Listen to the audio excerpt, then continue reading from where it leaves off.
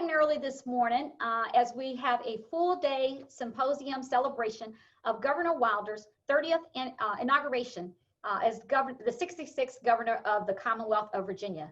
We are just pleased with the excellent participation, the thoughts, the great questions, and your engagement with us for this very, very full day. And we once again want to thank all of our sponsors. You saw them as you were entering into our presentation session today. We greatly appreciate all the generous support of our sponsors, and we would like to particularly thank Virginia for Lovers, who is our session sponsor, and our presenting sponsor, which is Dominion Energy. And we also thank all of our patron sponsors. So we thank you for all of the support that allows this event to be broadcast nationally, and we have guests even internationally at no cost. So we thank you for that. So our capstone session, I'll just recap for, and hopefully everyone was with us the entire day, but if you happen to miss a session, I'll give you a brief recap. We started off this morning with an outstanding keynote address by Governor Wilder, and I'm sure the concept of duopoly, if you're not familiar with it from the morning session, if you missed that, I'm sure we'll hear more about that in the afternoon session. So that was very engaging and intellectually stimulating. And then we went from there to have a panel where we focused on looking back at Governor Wilder's rich career and his many contributions in public service, with a particular focus on his administration. So we had several members who had worked with him focusing on the legislative and the legal context and many of the important decision points that they had to make in his administration. And then after lunch, we had a dynamic session of students from both Virginia Union University and VCU at the Wilder School. And so we are delighted, Virginia Union University and the Wilder School at VCU are delighted to be co-sponsoring this commemorative event. And we are particularly pleased to be focusing our last session on looking at what's coming up in a few short days, under 50 days, and that is the 2020 national election here in the United States. It's very close and it's very upon us. Both parties have called this the most consequential election in our lifetimes, and I think that that bodes to be true. And we are delighted to have with us today, leading this panel, Dr. Larry Sabato of UVA Center for Politics, who you will hear from momentarily, who is going to moderate this session. I will introduce him in a moment. But before we get to that, as I promised this morning, Governor Wilder has rejoined us for our evening session to start off this session where we look at the fall 2020 election. And we're delighted to have with us the 66th governor of Virginia, Governor L. Douglas Wilder. Governor? Dean Gooden, thank you so much for the foresight and the forbearance in terms of continuing to push ahead with the 30-90 celebration as you had originally envisioned it prior to the interruption of the pandemic. And yet, notwithstanding that pandemic, you and your staff and your supporters have joined in and helped us to present to the people that which we feel is important during this period of time. As you've indicated, many people have said this is the most important election in our time. I consider every election important, because when this one is over, there'll be another. And when we are dissatisfied with this one, we'll find out why there will have to be another. I think you've got assembled an excellent array of participants. Larry Sabato, the Dean in Virginia of political punditry. He and I go back a long ways. He doesn't look as old as I am. He's not as old as I, but he's been around a long, long time. I'm pleased to have joining us also Ms. Bowman and former student of mine, Vogler, and a very good political pundit and a friend of mine, Wilmer Leon.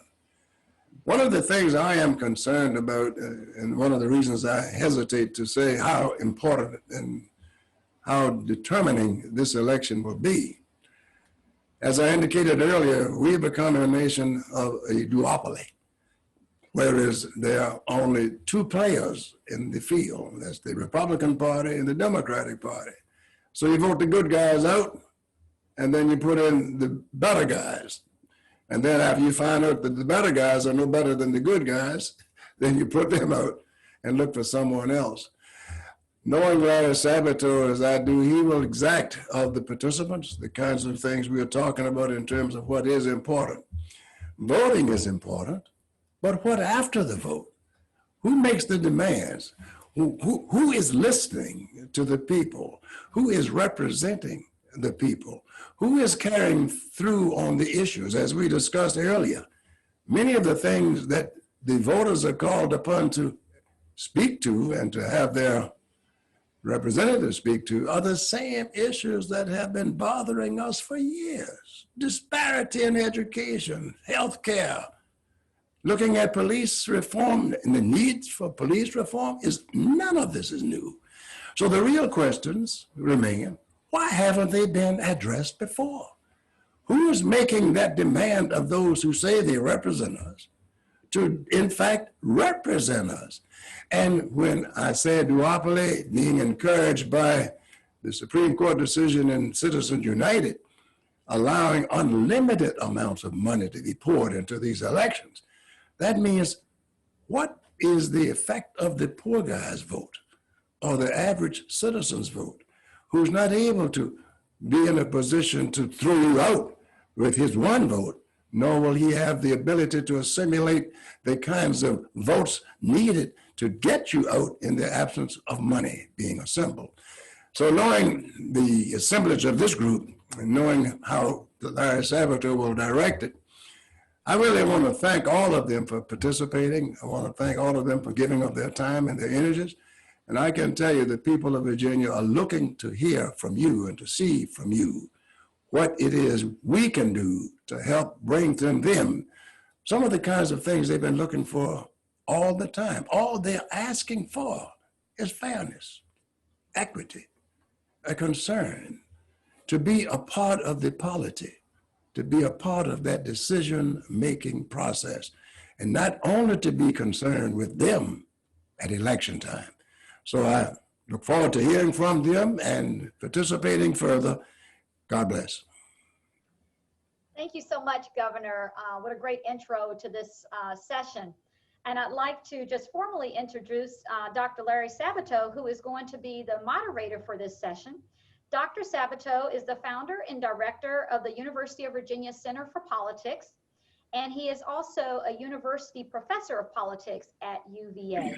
He has had visiting appointments at both Oxford University and Cambridge University in Great Britain. He is a Rhodes Scholar, and he received his doctorate from Oxford, and he is the author or editor of 24 books on American politics. Dr. Sabato directs the Center for Politics Crystal Ball website, a leader in accurately predicting elections. It is a free public service meant to appeal to, quote, political junkies and interested voters alike. Dr. Sabato, thank you so much for joining us this afternoon and for moderating this session. Thank you so much, Dean Gooden. Appreciate your generous introduction. And I just want to say it's an honor to participate in this event because Governor Wilder isn't just any governor. And of course, being governor is a great thing and a great distinguishing feature on anybody's resume. But Governor Wilder was a very special governor, as we know. The very first elected African-American governor in American history. And, you know, if you'd gone back and Governor, I first met you on the grounds of the Capitol right after you had been elected to the state Senate as the first African. A lot of firsts in your political career. But if we go back to that time and somebody came up to a big group of political observers or politicians and asked them, which state will be the first to elect the first Black governor? Now, I'm not going to say Virginia wouldn't have gotten any votes, but I suspect it would have been right toward the bottom, maybe along with Mississippi, No offense to Mississippians out there. Don't write me any letters. But Governor, it really is an honor to do this. And we need to put this into context. And the context is that 100 years from now, you're going to be very prominent in the history books. The rest of us who are just happy to be alive and not have the COVID-19 will be very lucky to be a footnote. And I doubt we'll be a footnote, but you will be prominent in history because you're a figure of history. And it's really a pleasure to participate here. And I want to add one other memory. Your inauguration as governor in January of 1990 was the best attended inauguration in Virginia's history up to the present day, and maybe will be forever. You couldn't even move. There were so many people there, and national and international figures flew in for that inauguration, which you declared that you were a son of Virginia. It was a very moving address. I remember that like it was yesterday. And also what really stands out in this Black Lives Matter moment is that for the first time ever, and again, maybe for the only time, the inaugural crowd at the state capitol was majority African-American. Normally you see, a percentage, sometimes a small percentage, sometimes a modest percentage, but it was an event to be at, and anybody who was there remembers it clearly to this day. So when we discuss the Wilder administration, we have to remember to be at least a little bit reverent, not very reverent, that's bad. It's not church, but be a little bit reverent because of the factors that I've just suggested to you and the importance of Governor Wilder's governorship, not just to Virginia, that was to the entire country, and it was news worldwide, everywhere.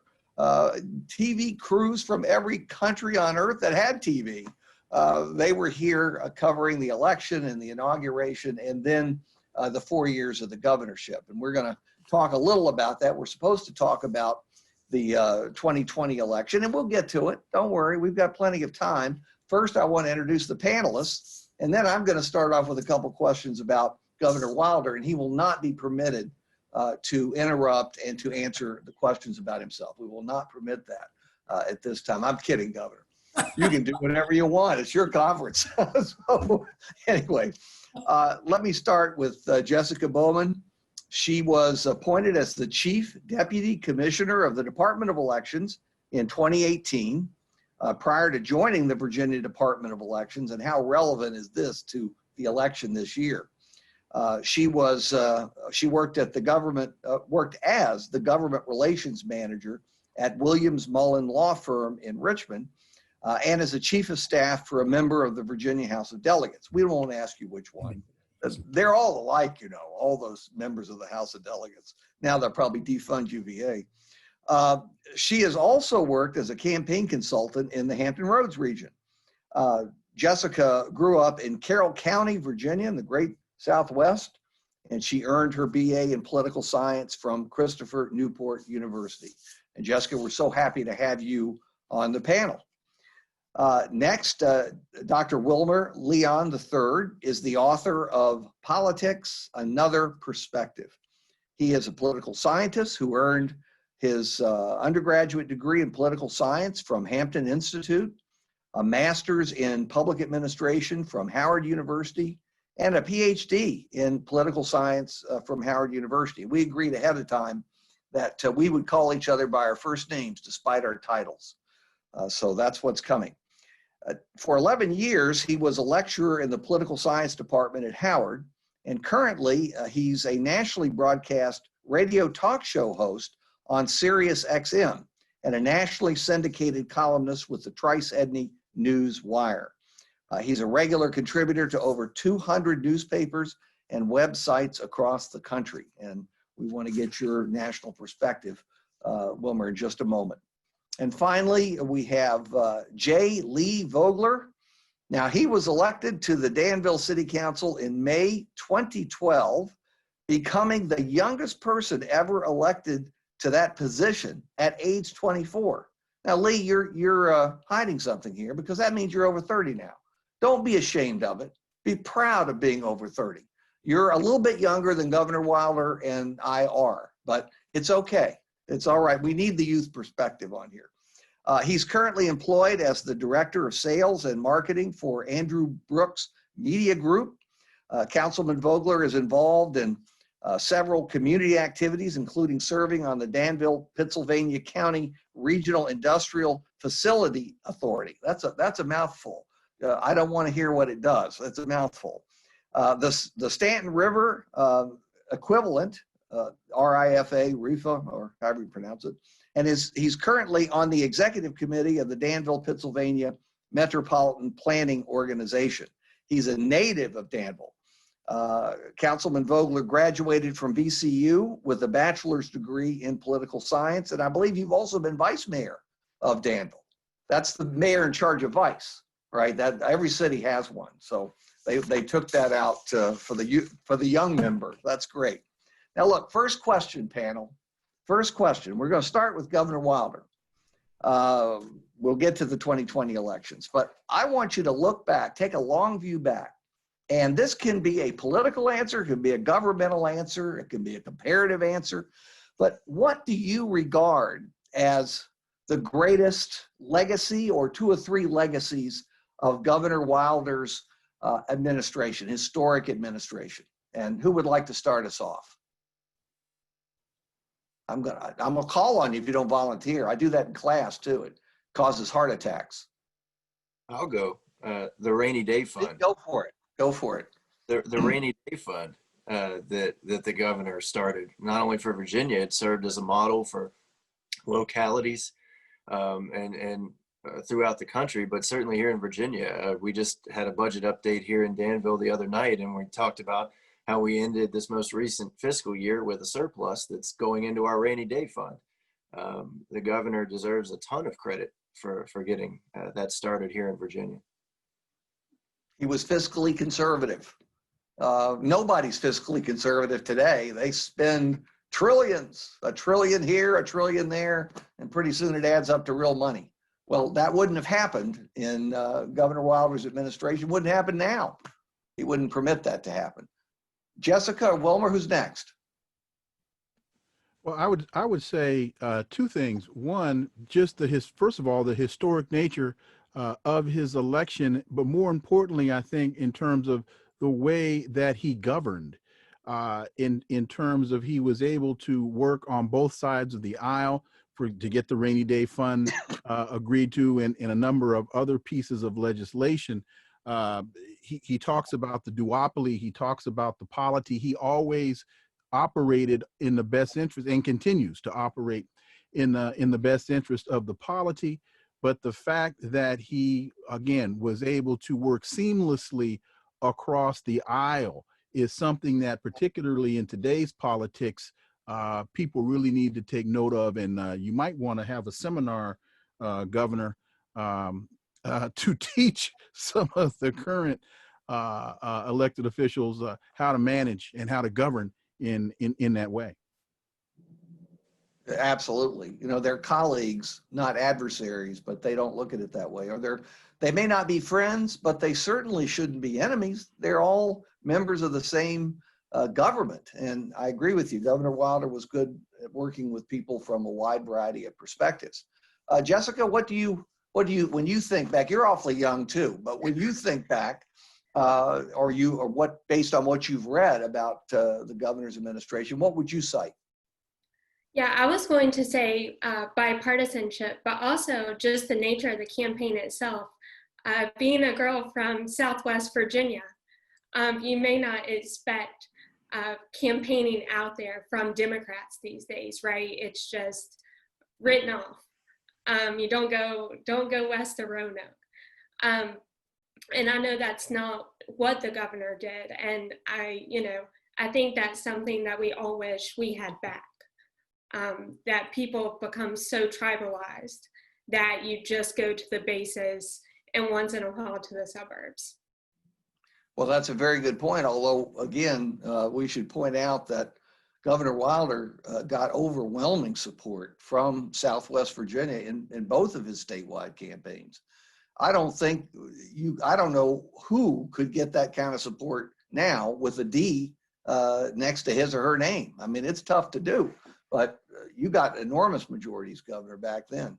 Look, you've all pointed out great things, and I agree with all of them. I'm going to add one, though, that's very relevant. I'm doing this for the reporters who are too young to remember anything that happened before the year 2000 or maybe the year 2008.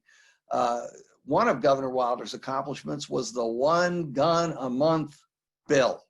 And Governor, I still remember you advocating for that, and you had a great quote, and you said, "Who in the heck needs more than 12 new guns a year? And if you're married, you get 24. I mean, really, yeah, who needs that many guns?" And just recently, the 1 gun, it was abolished by Governor McDonnell, a successor, couple governors after you, 3 governors after you, more than that, excuse me. He served from 2010 to 2014. But in any event, he abolished it, and now it's back into effect. I just haven't seen many articles that said, we once had this, the Governor Wilder got it passed, and then it was abolished, and now it's back again. That was, you know how tough it was to get any gun control passed in the early 1990s? That was extreme. It's difficult now, but I mean, it was really tough back then. So anyway, Governor, do you have any responses to the comments so far? No, I enjoy listening and watching, and I also think all of them are spot on in terms of their observations. One of the things you point out about the 1 gun a month bill is accurate. The rainy day fund and the reserve fund, as we call it, Lee, is going to have to be availed of this time because they got a shortfall. The revenues are not coming in. And as you point out, Wilmer, the polity and the duopoly is something that is growing, and it's getting bigger and bigger and bigger, and the people are being squeezed out. I don't care how many times you vote. If that duopoly continues, and if money continues as it is, you're going to have 2 votes to match their every one. So I've enjoyed it. Excellent, Governor. Thank you very, very much. Now we are going to turn, at least temporarily, to the 2020 election. And I want to start with Jessica before we get into the politics of all this. And politics today is polarized, as you pointed out, and very nasty. But, everybody is talking about election security. Everyone's talking about the integrity of the ballot and whether that is assured. And there are places across the country where voter suppression is very common, I'm sorry to say. Georgia comes to mind immediately because of their last gubernatorial election, and there are plenty of other places too. But Virginia, I think most people would agree, maybe even in both parties, that Virginia has had a long history of clean elections. That's not to say that you never have a fraudulent ballot cast. It happens, but it's very rare. That's been my experience with it through all these years.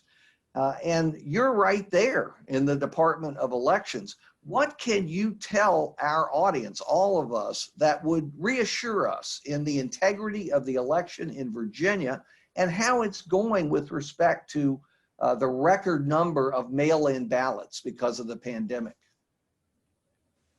Sure. So it's a different story these days than usual. And just to back up a little bit, Virginia has, like you said, historically had a good record of clean elections, but maybe those elections weren't as inclusive as they could have been. We were ranked one of the worst accessibility states for elections up until recently, and now we're one of the best because of legislation that was passed this year.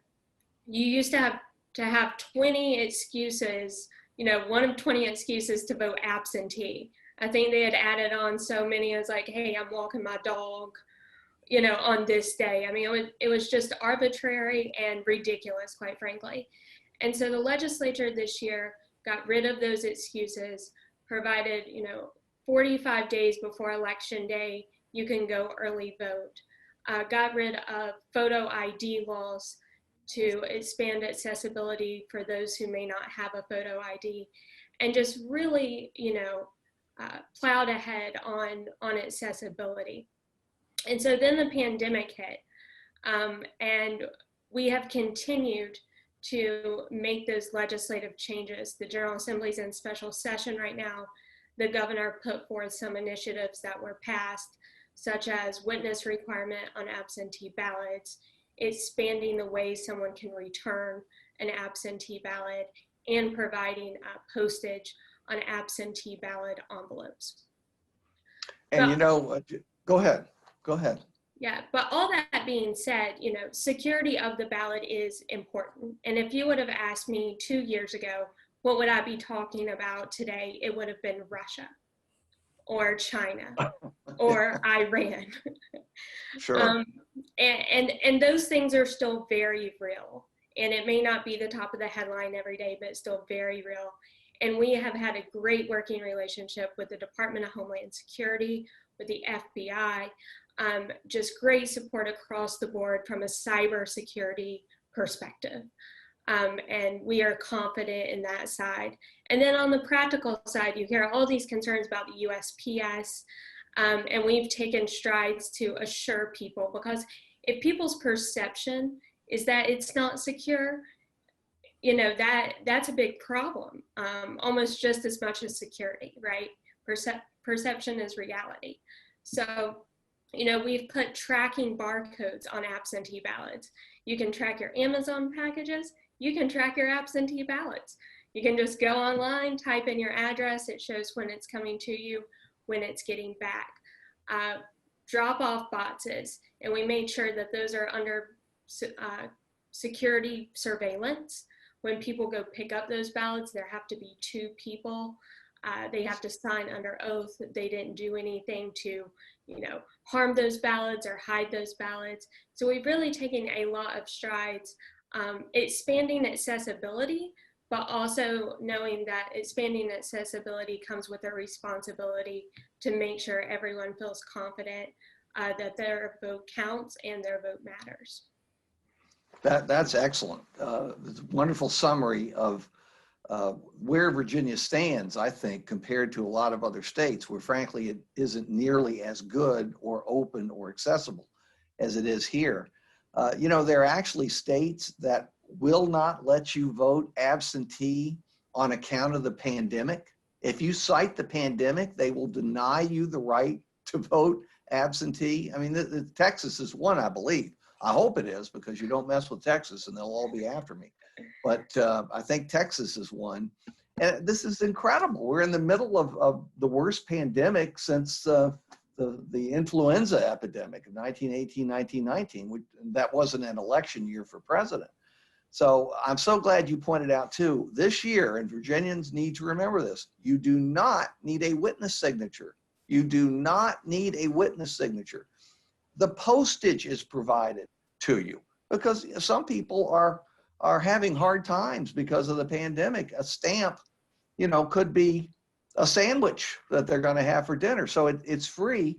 Pennsylvania recently did that too, gave free postage. It makes a difference.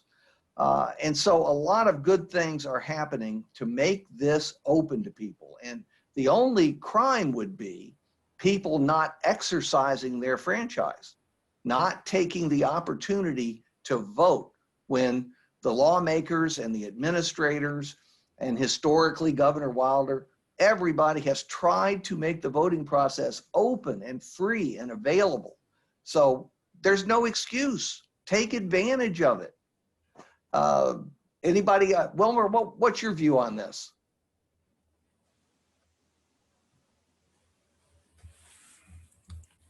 You're on mute, Wilmer. Sorry about that. That's okay. I think everybody, you're absolutely right. Everybody needs to take advantage of the opportunity to vote. But a lot of times I think what gets left out of the conversation is once the ballot is cast, the ballot must be counted. In 2016, according to the U.S. Election Assistance Commission, there were 1,913,369 ballots that were cast, but never counted. And so when it's important not only that you vote, but we've got to be sure, particularly now with COVID-19, with the number of absentee ballots that are being cast. I want to say the MIT study showed that 25%, I think, or 24% of absentee ballots that are cast are not counted. So it's imperative that not only are the votes cast, but they're counted. And we have situations such as the cross-check program that was implemented by Chris Kobach and used, I want to say, in about 30 states across the country, where people were being removed from the ballot. In 2016, there were 6.5 million voters that legally registered that were taken off the ballot. And so there are a number of entities that are operating on the fringes here, because it's not going to be one fell swoop of a particular tactic. There are different tactics being employed in different states for different reasons. So if it's 2% in Florida with the number of formerly convicted felons that were granted the franchise, and then the state legislature comes in and imposes the financial penalty, the financial requirement that they have to pay all their fees and so on. If you look at what's being done in Milwaukee, if you look at what's being done in Georgia, they're operating on the margins, because this is going to be, I believe, a close election, and the margins are going to make the difference. So yeah, you got to vote, but we got to be sure that the ballots that are cast are counted. Absolutely. In the end, what matters as much as the votes that are cast is the votes that are counted. So who counts the votes, and who determines which votes are there to be counted? And it's a tragic situation that so many people have their ballots rejected. I think all of us would be furious if it happened to us. Lee, you're the only person on the panel, other than Governor Wilder, who's actually been on a ballot. And to get those slings and arrows of outrageous fortune. What's your view on this? You've been there. Yeah, and so actually, well, first of all, I want to remind folks too, the early voting starts tomorrow. So you can begin to vote for the November election tomorrow. But yeah, so earlier this year, I actually had to run for my third term, and to say that this one was different than the others would be an understatement. Our municipal elections in Danville are held in May. So of course the pandemic hit right in the middle of the campaign. That changed the whole way that, I had to campaign. I'm a people person. I like going and knocking on doors and shaking hands and doing the old fashioned stuff. All that was out the window this time. But so I was pushing the absentee, the mail-in ballot, for those who still wanted to go do it in person, that we had the places in advance they could go do early voting this time. And we actually had the largest number of early or absentee votes in this election we had earlier this year than in any other city council election in Danville. So a lot of folks were taking advantage of that opportunity because of everything that was going on. And then of course our election was kind of up in the air the whole time. I guess it had to go to the General Assembly to decide when our election was actually going to be. Earlier this year, it was talk of moving it to June. There was talk of moving it to November. I think the governor, ultimately, it was pushed back 2 weeks from what it was, but it was certainly an interesting ride this year to be a candidate in the middle of all this. But the main thing that I kept trying to stress to folks is don't sit it out. Do not sit it out. That's what I'd say to folks for this November. Please don't sit it out.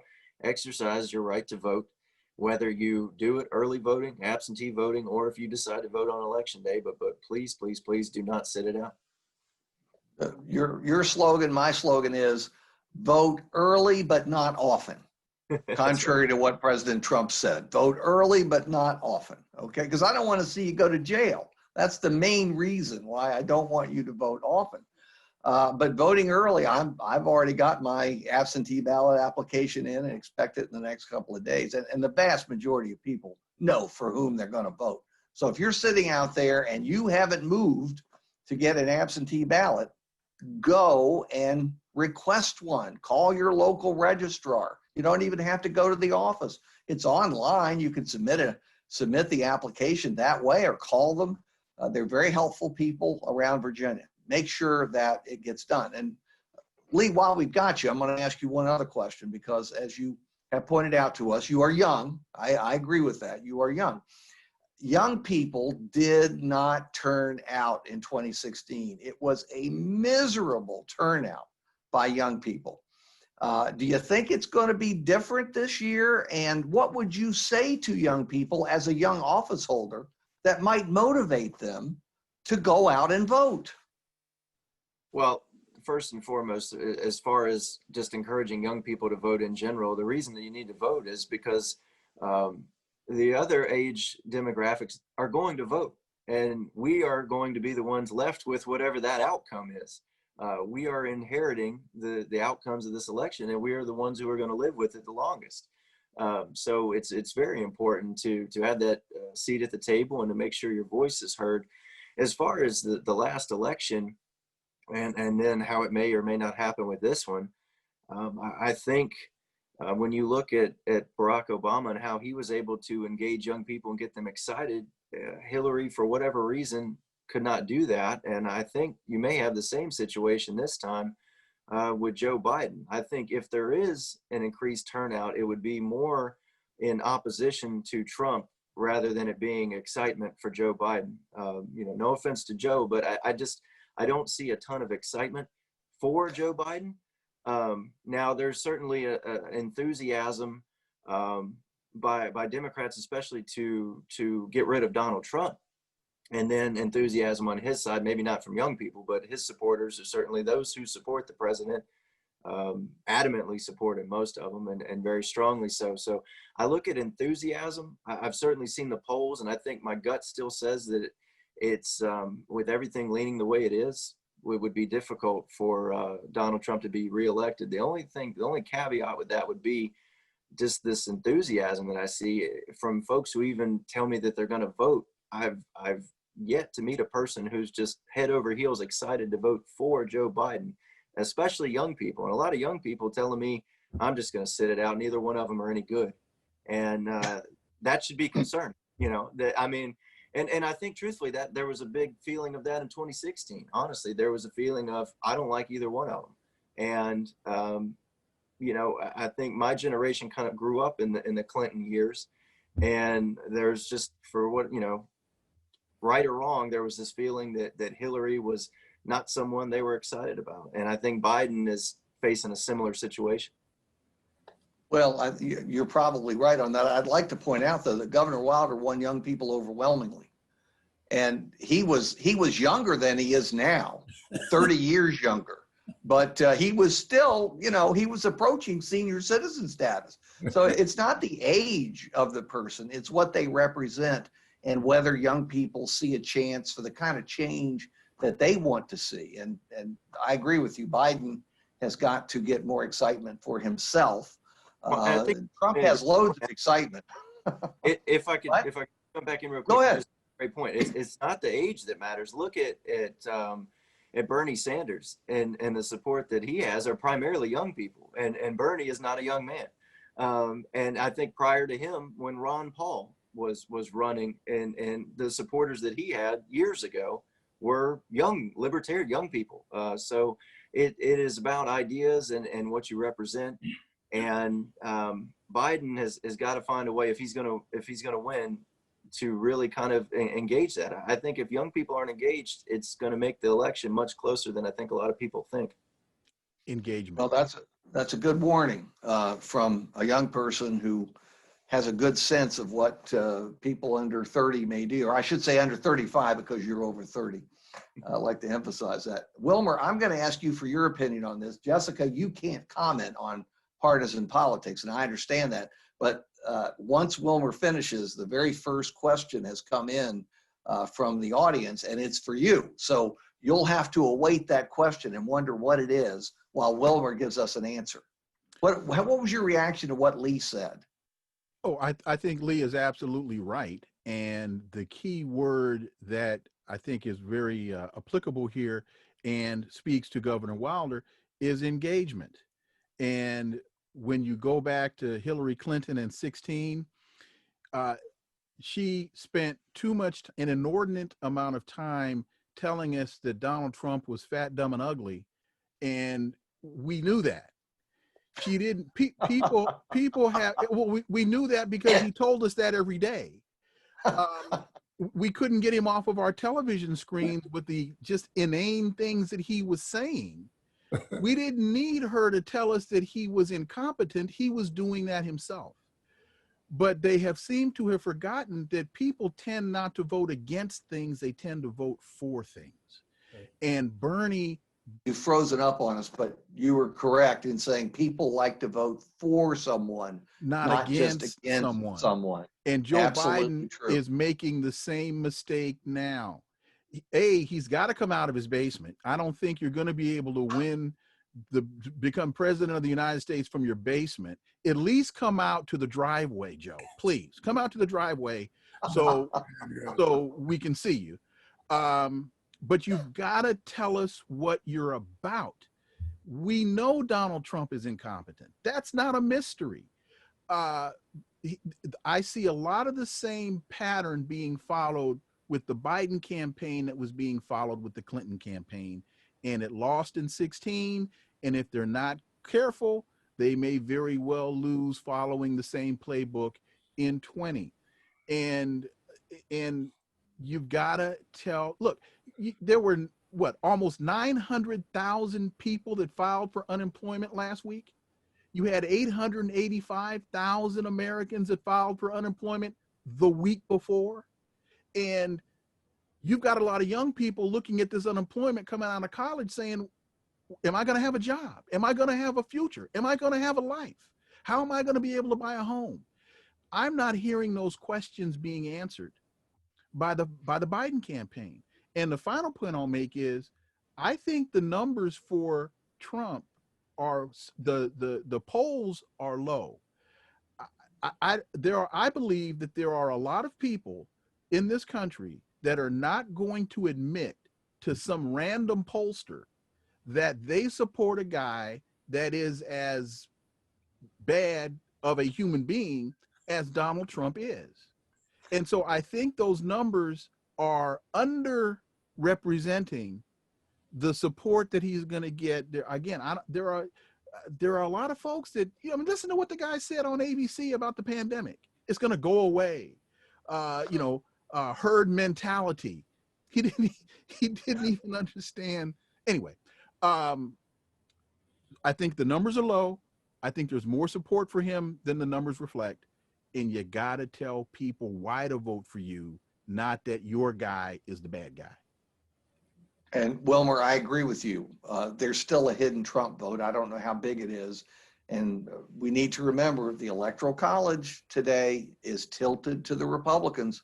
You have to be able to have a buffer, if you're a Democrat ready for president, of 2, 3, even 4 percentage points to win the Electoral College. And see, so those are the margins that I was talking about earlier. I think those are the margins that they're operating around. I knock off 3% in Florida. I knock off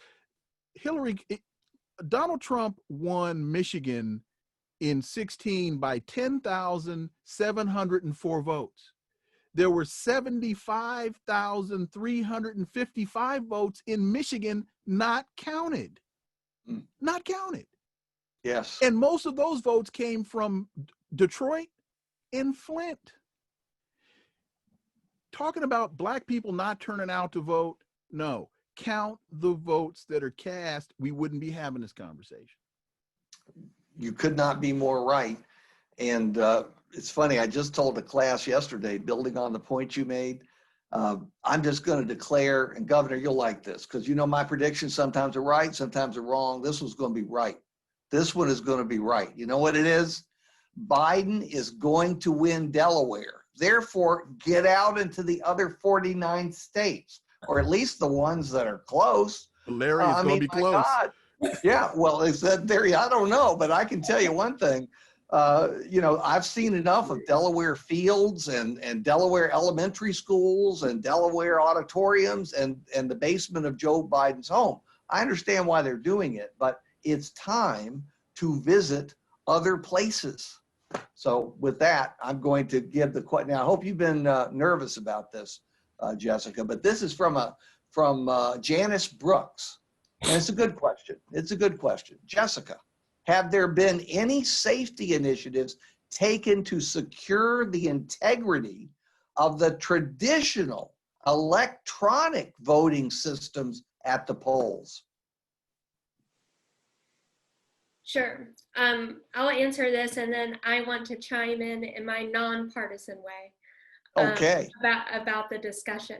So a couple of years ago, Virginia decertified all what we call DREs. If you remember years ago, we thought it was the cool thing to go in and touch a screen to cast your vote. And everyone realized that they were just not secure, not safe. So Virginia is all paper ballot. We love paper. Bring your ink pen. Paper is audible. You can always go back and count. So that is one thing that Virginia has done. We did it early on and have continued to do. Some other states like Georgia, you mentioned earlier, still just have resisted going the paper route. And sometimes it's just easier to keep it simple. As far as the scanners, so what you put your ballot through, those are stored in a secure facility. They are tested in public before they are put into utilization. There are seals on them where you can't, if someone were to break into it, the seal would have to be broken. So all those initiatives have taken place for the actual polling places themselves. But the best security is having those paper ballots, that if something were to go wrong, we can always go back to paper. Sometimes technology, it's our friend in this situation, but not all situations. Go ahead. If you have any more, go ahead. Sure. And then one thing, I would like to point out is, tomorrow all these absentee ballots are going out. And last I checked, that number was around 820,000. Wow. Which is extraordinary. Anyone that studies political science or talks about turnout, we're doing, 80% turnout in the presidential election. That's almost 20% of ballots going out tomorrow. And I think as much as everyone loves to talk about the presidential race, I think it will be interesting to see the effect of people voting early on down ballot initiatives and down ballot races, as those races don't usually get started up until later, that people may not be able to do research on constitutional amendments. We have 2 statewide constitutional amendments on the ballot here in the Commonwealth, one with redistricting that's pretty big consequences if it passes or if it fails. And I think it will be extraordinary to see how people handle the down ballot races and initiatives getting their ballot this early in the process. Well, it is going to be very interesting, and this will set a record for us and probably a record just about everywhere. So it's very important. It is funny what you say. We're regressing, but that's because the original technology of paper was the safest. And it's really difficult for the Russians to get into those voting booths and change the paper ballots. That's a lot of work and thousands of hours. I'm kidding, but I'm just saying we don't need to worry about the Russians or the Chinese or whoever else is involved in this thing if we have paper ballots. Those were great answers and very informative for people who are watching. We've got a lot of questions streaming in here, so I want to get to more of them. And let's see, how can Virginia, this is to everybody, how can Virginia and the country as a whole increase voter turnout during this pandemic? What are some ways to increase turnout other than the ones we've already discussed? Who wants to start that? Well, the first thing I think is you have to give, again, people something to vote for. And you really, when again, we look at these numbers, these unemployment numbers, these COVID numbers, 197,000, I think, people have died. There were something like 1,400 that died since yesterday. And they're projecting that by January 1st, 410,000 Americans could very well have died. Uh, but I don't hear the campaigns speaking to how are they going to solve this problem. Again, almost 900,000 people filing for unemployment last week. 100,000 small businesses have closed since March and not to reopen. And small businesses historically have been championed as the backbone of the American economy. I don't hear the campaigns speaking substantively to what are they going to do to solve these problems. And again, the Democrats want to keep telling us that Donald Trump is the Antichrist. And it was the Democratic House that passed out a $740 billion defense authorization bill, while we have schools that don't have enough money for PPE and cleaning equipment so our kids can go back to school. They're not speaking to the kitchen table issues that are going to motivate, energize people to come out and vote. Again, telling us that Donald is the bad guy, that's not going to cut it. Yes, and it's amazing to me that Joe Biden doesn't spend more time on the economy. Despite this recession, and yes, most of it was caused by the pandemic. We know that, or all of it was caused by the pandemic. But when you've got an economy this rocky, and you're losing to the incumbent president who's presiding over the economy during recession, and that's what is happening. Trump is still better trusted on the economy than Joe Biden. If you have that kind of situation and you're Joe Biden, why not speak out about the economy more and have your vision? Go ahead. And why not explain to the American people that there are two economies in this country? Yes, the financialized sector, the finance side's a financialized economy is doing well. If you have a 401k plan, you are as happy as a clam. But the average American citizen doesn't have one. And, I heard it was Reverend Sharpton, I think, after the Democrats convention that was extolling the virtues of Joe Biden's nomination acceptance speech. And he said, I'm bringing the light to the darkness. I'm bringing the light to the darkness. And Reverend Sharpton said, that was such an apt metaphor. No, you've got to explain to that husband and wife who are actually sitting in the dark because they've lost their jobs and they couldn't pay their utility bill. You have to explain to them how you're going to help them turn the lights on. And that's not what's being articulated. They should be calling you. You're making a lot of very good points. That's for sure. Let me get to another question. Yeah, go ahead, Lee. Go ahead, Lee. Well, I was just going to, I think Wilmer's, right in that respect. And that I think about the conventions. The Biden campaign has spent a lot of time making the case for why Donald Trump is bad.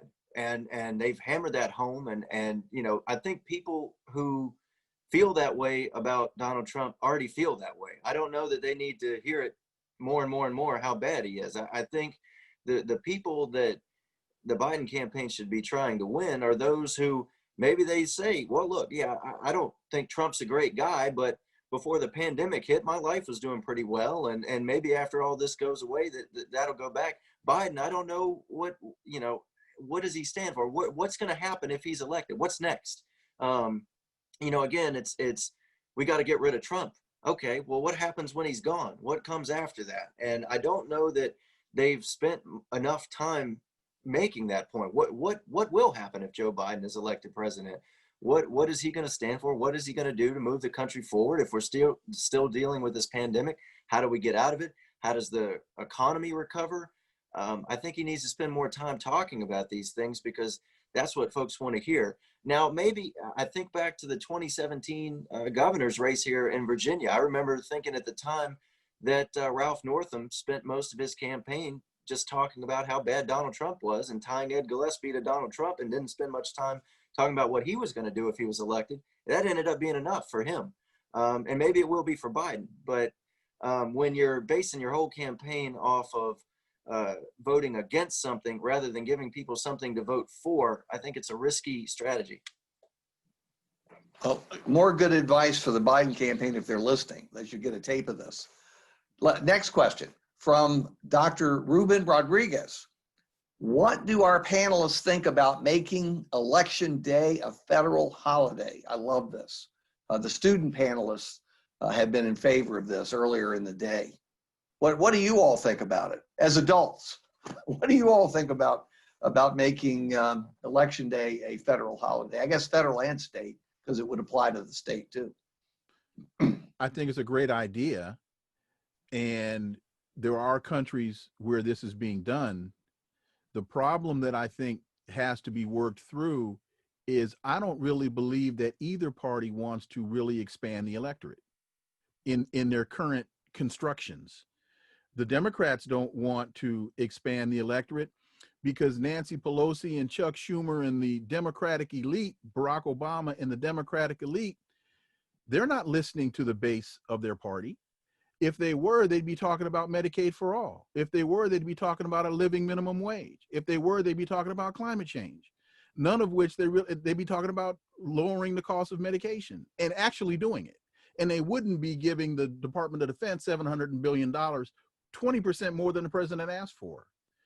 So there's an intra-party struggle on the Democratic side, just as now the rise of the Tea Party and Donald Trump has caused an intra-party struggle on the Republican side. And so neither party wants to expand the electorate. Donald Trump was very clear and honest when he said, if we expand the electorate as Republicans, we lose. And he was right about that. And I think Nancy Pelosi and Chuck Schumer and the crew, they haven't said it, but they know that if they expand the electorate, the Democrats win, but they lose. So, but that's why I think you're not going to have a federal holiday, but there should be. Making voting simpler should be the fundamental element of the process. It should be as easy to vote as it is most of the things that you want to do. Well, I will simply, unless either of you, Jessica or Lee, have a comment, I'll tell you how much I'm in favor of that. I want to see Election Day a federal holiday. And people say, well, we can't afford the expense. You know, we're already in debt up to our eyeballs and further, and young people are going to have to pay it. I'm willing to trade, as an Italian American, Columbus Day. I'm willing to trade it. Or if you prefer, Indigenous Peoples Day. Okay, we'll get rid of that holiday and we'll put it on Election Day. So don't say that people never make sacrifices anymore. Right, Governor? People will make sacrifices. Listen to you guys. I'm enjoying it. All right. I think Jessica Okay. wants to speak. Yeah. Jessica, did you have a comment? Sure. So I will say this year, the Commonwealth made Election Day a state holiday. So this November will be a state holiday. They traded in one, as you were talking about, traded in Lee Jackson Day. So it shifted over. But I will make the point, as great of an idea as, you know, the Commonwealth doing it and maybe the country doing it, who gets off state holidays, right? I mean, that's something to think about. I came from the private sector. I never knew there were so many holidays, quite frankly. I didn't get Columbus Day off and Veterans Day off, and you know, it was great. But the janitor, the person working a minimum wage job, they're not going to get the holiday off. You know, public transportation still needs to run. Restaurants still need to be open. All of those things. And so I think it's really important when we think about ideas that sound good about what their actual impact are and who that is expanding that electorate for, if it's expanding it at all. maybe those people that do get the day off already can have time to go vote. That's a very good point. It doesn't affect everybody equally. And of course, politicians think about who it affects. And Governor Wilder here, if it weren't for him, we wouldn't be honoring Martin Luther King. You're the one that got finally Martin Luther King honored. It was a tough proposition because at the time, I believe you, maybe Bobby Scott was in there, but I think you were the only African-American state senator, and you managed to pull that off. Tell us how that happened. Well, it took 8 years for me to get it done, and I had to get it passed in the Senate where I was, and the House would kill it. And then I'd get it passed in the Senate and the House, and the governor would veto it. I had 2 governors to veto the holiday. They used the argument about expenses and money. Well, one of the things I was able to do is to talk with the people who had voted against it, who had opposed it, and they became supporters of it. Some of the guys who voted against it became co-patrons with me. And so I think it's important to reach across the aisle, to talk across the aisle.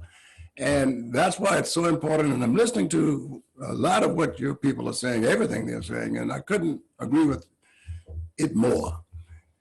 Voting for someone, for what reason? And as you speak to, as Wilmer so eloquently stated, oh yeah, you changed this, but is this what the leaders want? And you change that, is this what the leaders don't want? So it is a duopoly. It is a question of one party saying this is what we want and this is what we don't need. The one thing I'd like to bring forth is that when the Democrats have continued to speak about Donald Trump being what he is, and I think your panelists are saying it, then what are you going to do for the people?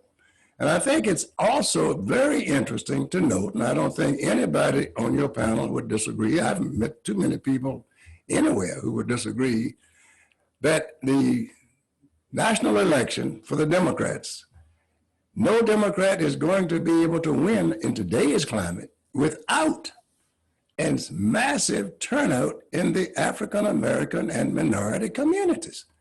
So it would be interesting to hear the panelists say what they have heard the Democrat, Mr. Biden, say he's going to do, short of putting a woman on the Supreme Court, maybe. Before that, it was not even a woman that was going to be put on, but it was going to be the person who was not receiving the nomination when he was vice president, Merrick Garland. So is that a sop? Is that something that we're supposed to jump up and down and say, oh, wow, Democrats have not nominated a person of color to the Supreme Court since Thurgood Marshall was appointed by Lyndon Johnson over 50 years ago. I'm finished. No, well, that was very, although Governor, the way you said that, it was like 50 years ago was a long time. You and I both know that it's been like this. So, but no, you're absolutely right. Let me see what the panelists have to say, or how would you answer Governor Wilder? We know Joe and Joe knows us. Oh, So you're riding with Biden. Is that what you're telling us? No, that's not what he said. No, I'd love to ride with Joe, but I don't know where Joe's going to drive me. And Kamala Harris. So in terms of the African American community, he hasn't told us anything. In fact, I was talking to Chris Hedges yesterday, and Chris made an incredible point. He said to me, he said, Wilmer, Chris works in some prison, a prison in Camden, New Jersey. And he said, Wilmer, I've been working in this prison in Camden, New Jersey for over 20 years. I've been teaching in this prison. And most of my students have been African American. He said, and do you realize that most of the students of mine in that prison that are African American have Joe Biden to thank them for being there with the crime bill that he passed? Yeah, the crime bill. Yeah, in 1994. Wow. Yeah. That's and that's data. That's not opinion. That's not supposition. That's a data-driven comment. So to the governor's point, he's absolutely right. All we've gotten so far is we know Joe and Joe knows us. You got to And tell me. Donald Trump is a horrible person. Oh That yeah, was the other part. We forgot about And that. Donald Trump is a horrible person. I honestly, I don't think that the selection of Kamala Harris was the best selection for him to make. I think that first of all, he put himself in a box by saying that he was going to nominate a woman or select a woman as early as he did when nobody was really pressing him to do that. I thought that was too early of a call to make.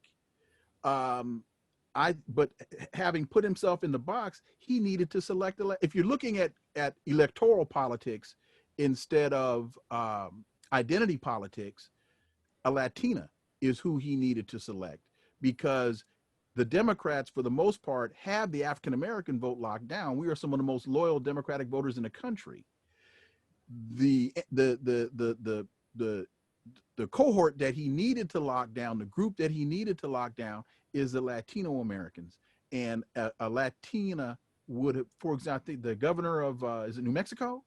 I think that's where that's where he needed to go. From an electoral politics perspective, that's where he needed to go. He's not telling us anything at this point. Jessica, do you have an answer? Oh, well, Lee does too. Who wants to go first? Ladies first. Go, Jessica. You know, I'm not going to comment on the politics of it or what candidates are saying to get myself in trouble. I will say, when looking at communities of color, disadvantaged communities, you know, this pandemic has affected them exponentially. And, you know, when you're talking about expanding the electorate or expanding access to voting or making voting easier, you know, some of the issues that have come up that, you know, naively people haven't really thought about is, what if people are evicted from their homes? What if they don't have a home, you know, to go vote, that they are misplaced because they can't afford their rent anymore? What do we do with, you know, those people? How do we make sure that they can cast their votes and those votes get counted, to everyone's point?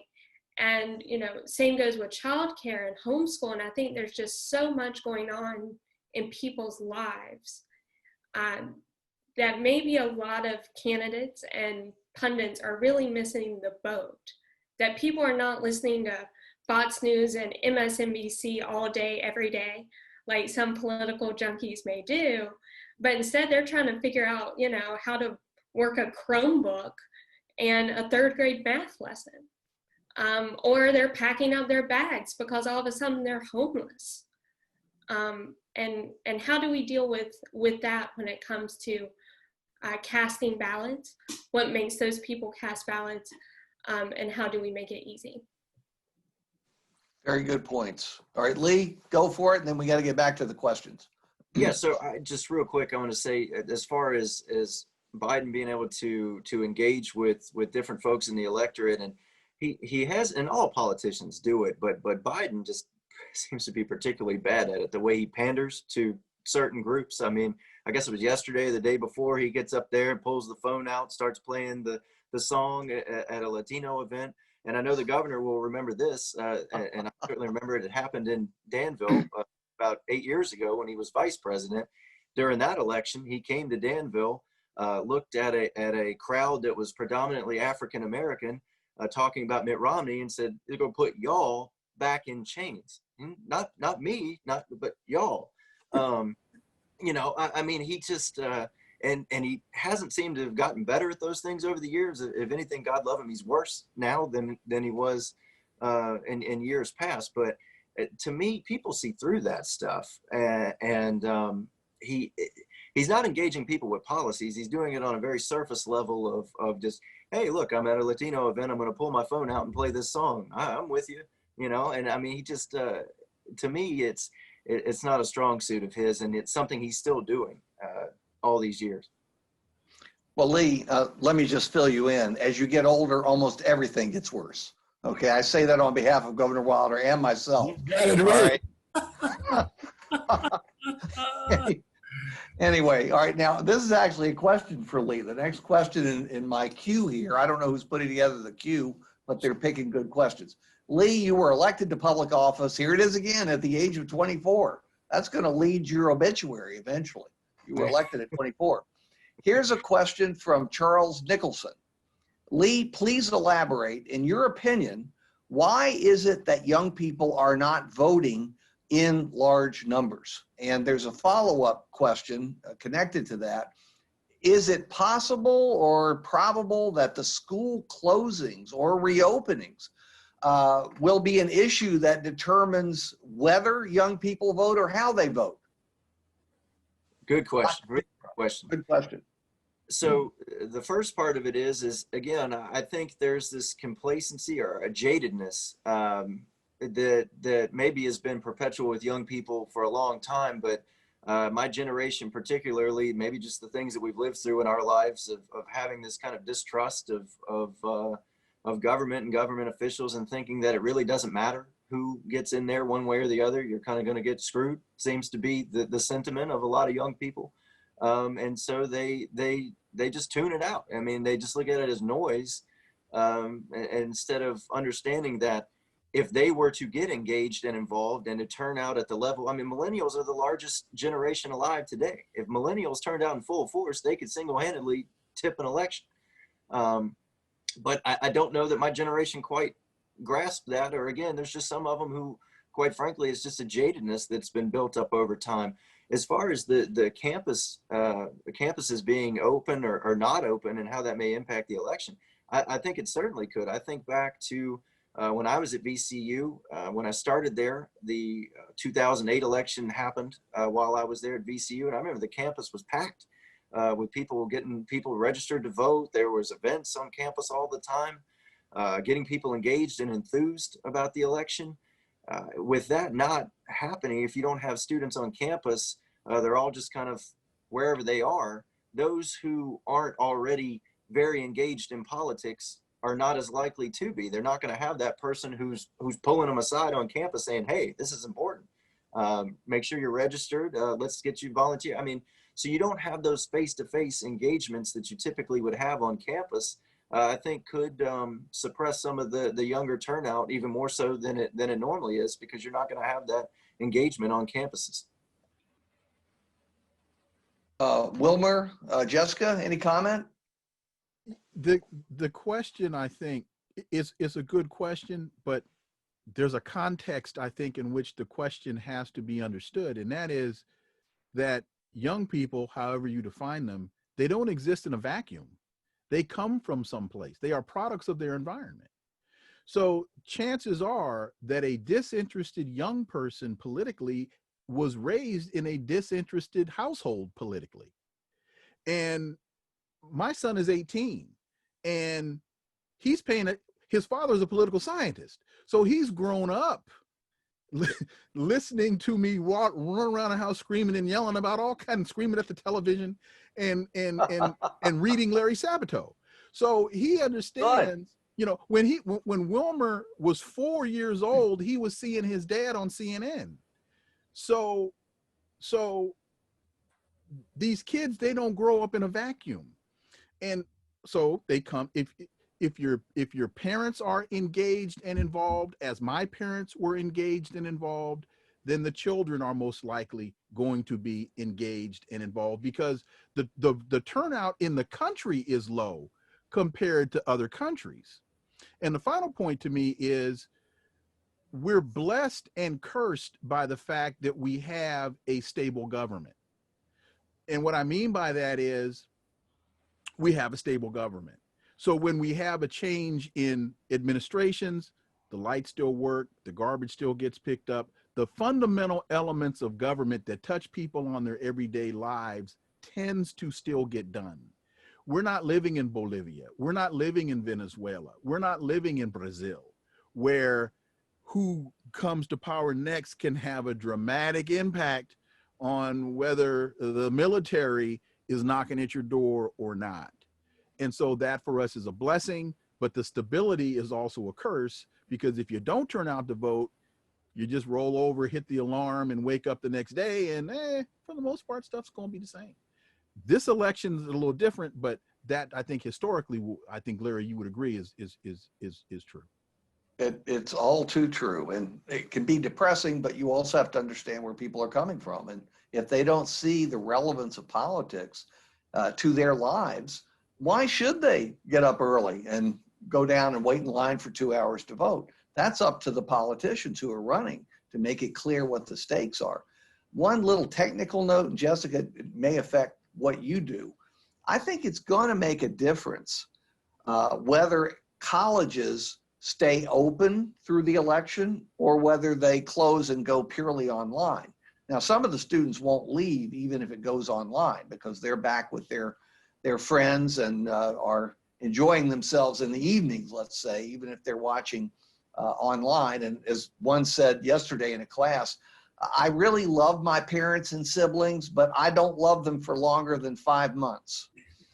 So they were thrilled to get to go back to college and get with their older friends. But it will matter, because if you have thousands of students moving out of a community where the college has been closed, well, they're going to go to other communities. Are they registered there? Can they vote in those communities? Or maybe they're not registered where they go to college. Maybe this gives them a better chance to vote. But there are going to be effects that'll take us years to analyze. What happened when the college closed? What happened when the college opened? And how did that affect the vote as it turned out to be?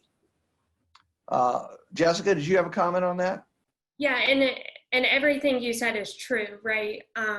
It wasn't that long ago. I was in college, and it was cool to go vote, right? Like, we made it a thing. Like, you may have had a beverage after you vote, let's put it that way. Maybe not before is the best option, but people that are around interested people, to the earlier point, people are more likely to go do something, especially young people if others around them are doing it. But not in Virginia so much, but when you look at other states, some of these universities have polling places on campus, and now they are starting to close them, not because the school's closed, because they're afraid of big gatherings and such. UGA, University of Georgia, did it this week. They've always had a polling place on campus, and they shut it down.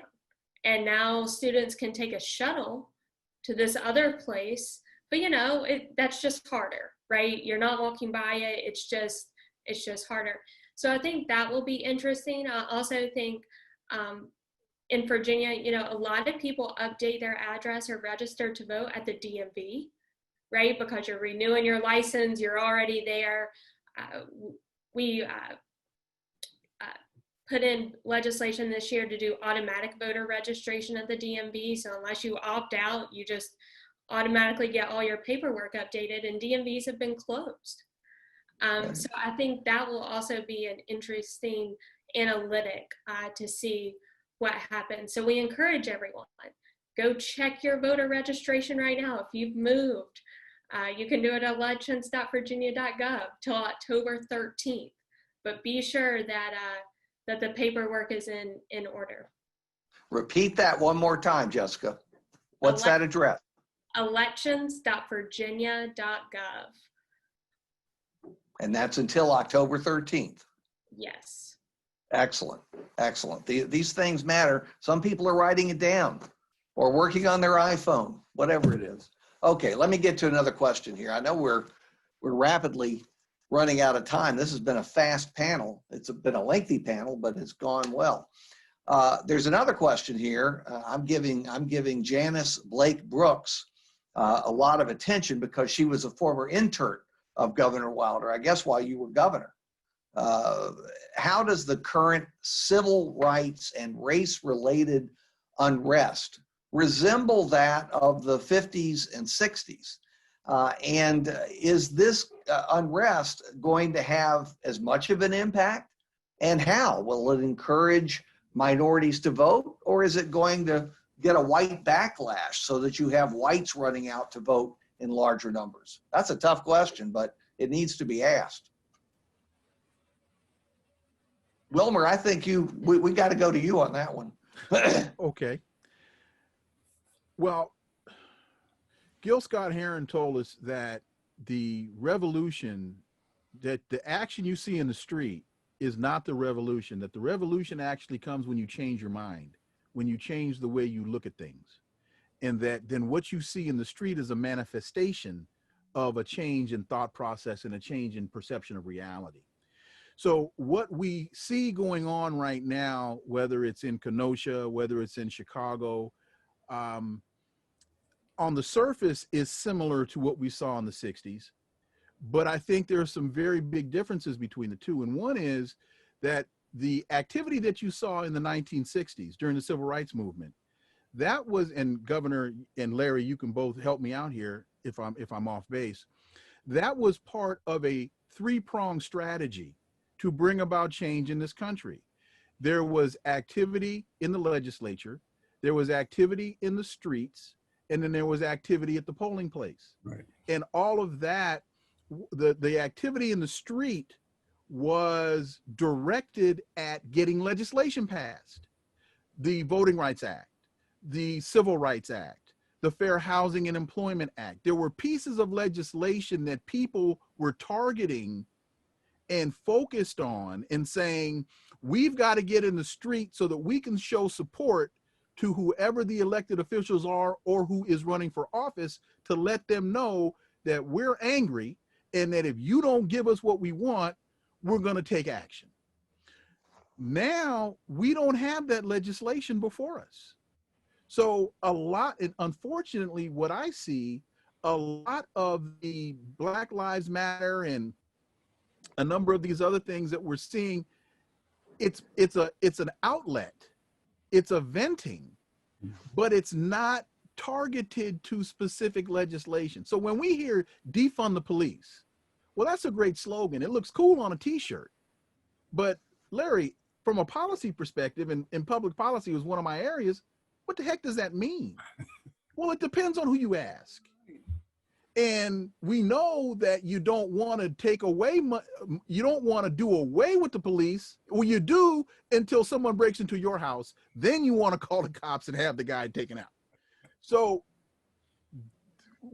there are similarities between now and then. But the other point too is, if you, in part, and I think part of this has to do with the fact it's not tied to substantive legislation.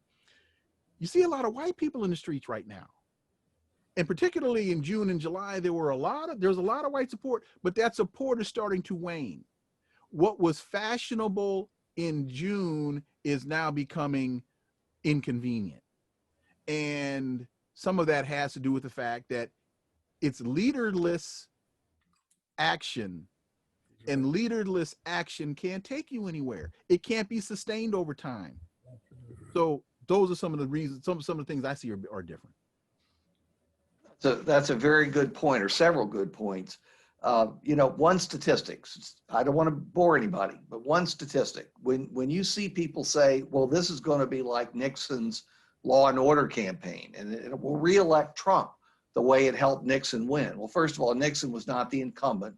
Trump is the incumbent. He's presiding over all this taking place. But the second point that's really important, back in 1968, a maximum of probably 12, 13% of the vote was African American. Right. Today, African Americans are, you know, double that in most of the swing states, and all minorities together, and this is really impressive, will be about 30% of the vote. 30%. So it's a lot tougher to run a white backlash oriented campaign in a state like Virginia or a state like Wisconsin or a state like Michigan than it was back in 1968. So it's more complicated than it was in the 50s and 60s. And Governor Wilder was active. Would you agree with that, Governor? Yes, I do. And I think Wilmer is right on. And as a matter of fact, all of your panelists have been fantastic. Your questions from the audience have been great. Your questions have been great. And I'm going to sit back and watch a little more and learn a little more and let you guys continue for the little bit of time we have left. Let me back out for a minute. I agree with everything that I've heard them say. It's been so analytical and so thought-provoking, and they did not become overcome with emotion in responding to the questions. And it's been fantastic. That's great, Governor. I'm glad you feel that way. And again, I think everybody here just wants to salute you for everything you've accomplished. And these 30 years have passed quickly, but people who study Virginia, people who study national politics, people who study minority politics, will never forget you. They will always remember you. They will study you. They will study your career. They will study your accomplishments. So we just want to salute you. And as we conclude, I want to turn to our three panelists who I agree with you, Governor, have done a wonderful job. It's been fun to moderate you all. What is your one parting thought as we leave? One thing that you want to say to the governor or to the general audience? What would you like that to be? Who wants to start us? I will say, first of all, to the governor, thank you for your leadership, for your inspiration, for all that you have done and that you continue to do. Larry, thank you. I've been reading you and following you, and as a political scientist, you have been one of those that I've always looked at, along with Dr. Ronald Walters, my mentor, in terms of analysis and how to speak clearly to those that you're trying to communicate with. And to the public, I would say, America is in real trouble. And this election is important. We hear all the time it's the most important election of our lifetime and all that kind of stuff. I'm not going to put that level of significance to it, but I will say, when you look at the pandemic, when you look at the unemployment numbers, when you look at the foreclosures, 30 to 40 million people could be put on the street in the dead of winter in the United States. And the House passed a $740 billion defense authorization bill. America is in serious, serious trouble. And I haven't even gotten into foreign policy. Yeah, that's for the next conference. All right, Lee or Jessica? Which one of you wants to go? Lee? Oh, Jessica, go. I'll go. Governor, thank you so much for having me today. I always appreciate your candor. I love people that aren't afraid to, to say what they think and say it with confidence. So appreciate that. The one thing I would say, and thank you, Dr. Sabato, for moderating today. I think we could go on for hours if we so chose. But one thing I want to say to the public is, my key line this year is it's not election night, it is election week. So whatever you see on election night, whatever you go to bed thinking, those thoughts will change. And it's just the nature of this election. It's the nature of absentee ballots. So please remember that. Please encourage others to remember that. If you are talking to the media, please remember, it is not election night. It's election week, just like it's not election day, it's election month. And thank you. And you're absolutely right. This is going to be bigger than one election day. I wish it could be resolved quickly, but it won't be. Lee, you have to wrap this panel up. There's a lot of pressure on you, but you're young and you can take it. Well, here goes. I want to thank Dr. Sabato for moderating this. I want to thank my fellow panelists and certainly thank my alma mater, VCU, for their role in this as well. Go Rams. And to Governor Wilder, I just want to say thank you so much. I guess 10 years now it's been since the class that I had with you that literally and figuratively changed my life. And I'm so appreciative for your friendship and mentorship has meant a great deal to me over the years. And I would not be, me being elected to council, the youngest person, and being fortunate to be reelected a couple times since then. That doesn't happen without Doug Wilder and without you, sir. And so I am eternally grateful to you, and celebrate your 30th anniversary. And I guess in a closing thought, for the folks that are watching this, is I would encourage people to come outside of your comfort zone, to spend time with someone who doesn't look like you or live where you live or believe what you believe. I think one of the biggest problems we have in our country today is, first of all, the two political parties seem to be pulling further and further apart from one another. And I truthfully don't believe either one of them represents the feelings of the vast majority of citizens anymore. I think folks have gotten to where they just want to stay in their own bubble of an echo chamber of what they already believe in. And so as the longer that goes, those feelings get more and more hardened, and folks just, it's hard to reach across the aisle when you're that far apart. And so I would just encourage people to spend some time with folks who might believe differently than you do, or look differently than you do, or live differently than you do. And I think it would make us all a better place. Excellent. That's a wonderful note on which to end. That concludes our 2020 election panel. It's been a lot of fun. I think you've done a great job, panelists, and Governor, thanks for joining us the entire time. Let's now turn this over to Dean Gooden and President Lucas. I believe you have some wrap-up events or notations for us. Thank you, Dr. Sabato, and to your entire panel. I hope everybody listening, I saw some of the comments. Everybody is talking about how great it was. Once again, I am very thankful for all of you who have joined us to celebrate the legacy of a living legend. Governor Wilder is a man that all of you need to study, to learn about, and to embrace. And he is not even done. There's more that is going to be coming from him. He will be advocating this year for increased voter participation in social justice, and you'll be able to catch him moderating the mayoral debate here at Virginia Union, and catch him. This is an important legacy of a man that we all cherish. That there's nothing that should ever stop you from being involved and being committed to the community that has birthed you. Guess what?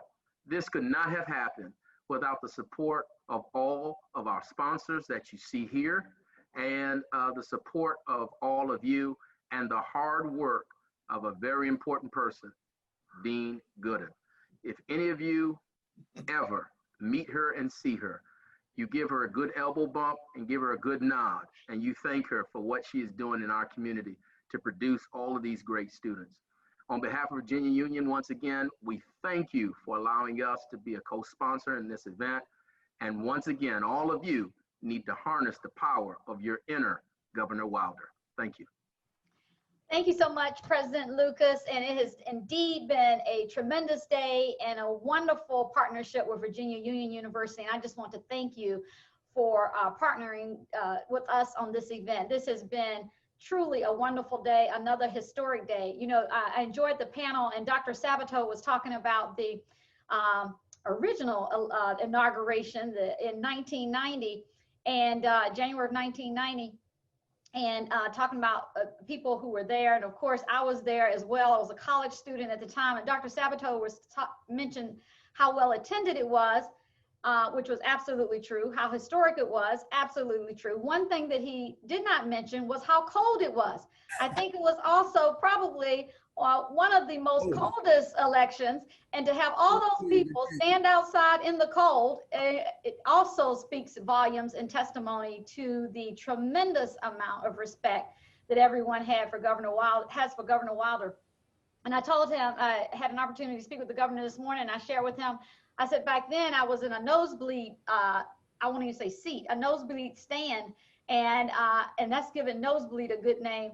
And I said, I am delighted that today I'm able to have a closer view. So thank you, Governor Wilder, for everything that you have done, for all the leadership that you have provided not only to the state of Commonwealth of Virginia, but to this world, truly. And we would also be remiss, we certainly want to thank our sponsors as we have done throughout the day, but there's another hardworking team that we need to thank, and that is our planning committee. There was a wonderful group of individuals who have worked largely behind the scenes, both at the Wilder School at VCU and at Virginia Union University. You see their names before you on the screen. And I just want to pause and say thank you to this committee and all the hard work from the technical aspects, all the technology, the planning for the programs, reaching out to sponsors, everything. This has truly been a team effort, and it has been a wonderful, wonderful partnership.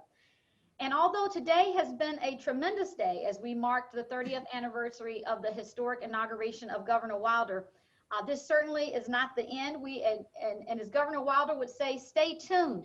He said earlier today that his 90th birthday is coming up in January. And I would advise everyone to stay tuned. And for those of you who did not hear that this morning, I know you're in shock because you see him on the screen and you think there's no way this man could almost be 90. And I completely concur with you. But his birth certificate tells us otherwise. So I guess we have to go with that and not go with our visual look. But we're looking forward to a wonderful celebration coming up in January. So stay tuned. You will receive more information about how to join that event. And the final thing I will say is that this might be the end of today's symposium, but this certainly is not the end of our commitment. And here I feel comfortable speaking both for VCU and the Wilder School, as well as Virginia Union University. This is certainly not the end of our commitment to excellence in public service and to making our world a better place. So thank you everyone for joining us this afternoon. Congratulations again, Governor Wilder, and thank you everyone for spending the day with us. Take care. Right on. Thank you.